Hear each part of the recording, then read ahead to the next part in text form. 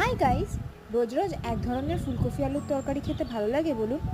তাই জন্য ভাবলাম এই ফুলকপি আলুর তরকারিটাকেই একটা নতুন টুইস্ট দিয়ে রান্না করা যাক।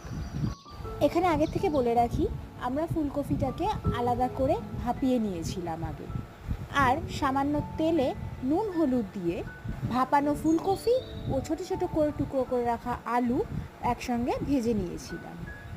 এই স্টেপটা খুব ইম্পর্টেন্ট, এই স্টেপটা যেন স্কিপ করবেন না। এখানে আরেকটা কথাও বলে রাখা দরকার, আমরা ইউজ করেছিলাম 3টে ছোট ফুলকপি, আর তার পরিমাপেই ইউজ করেছি 4টে বড় টমেটো। টমেটোর কোয়ান্টিটির কথাটা বলে রাখলাম কারণ টমেটোর পেস্টের ওপর ডিপেন্ড করছে স্বাদ।